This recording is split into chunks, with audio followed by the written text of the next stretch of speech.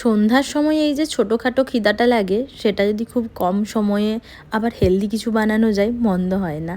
তো আজকে বাড়িতে যা ছিল, মানে দুটো বয়েল আলু নিয়েছি, বিটরুট ছিল সেটা একটু গ্রেট করে নিয়েছি, আর পেঁয়াজ, ধনেপাতা, কাঁচা লঙ্কা ছোটো ছোটো করে কুচিয়ে নিয়েছি।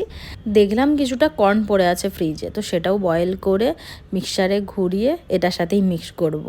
অ্যান্ড আদা রসুন পেস্ট, নুন, জিরে গুঁড়ো, ধনে গুঁড়ো এগুলো আর কর্নফ্লাওয়ার সবগুলো দিয়ে ভালোভাবে মেখে নিয়েছি। আর আমি কাটলেটের শেপে বেশ কয়েকটা বানানো হয়ে গেছে আমার। এগুলো এবার ভাজবো, মানে ভাসা তেলে একদমই ভাজবো না, কাটলেট তো ভাসা তেলে ভাজা হয়, ঠিক বড়ার মতো বলতে পারো। তাওয়ার মধ্যে একটু কিছুটা তেল দিয়ে 5টার মতো দিয়ে দিলাম আমার কাটলেট কিংবা বড়া যেটাই বলতে পারো।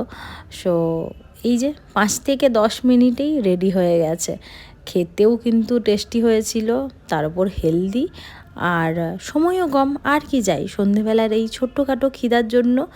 আর আমি এখানে একটু সস দিয়ে সাজানোর চেষ্টা করছিলাম প্লেটটা। এইবার তাহলে খাওয়া যাক, ঠান্ডা হয়ে গেলে যে আর ভালো লাগবে না।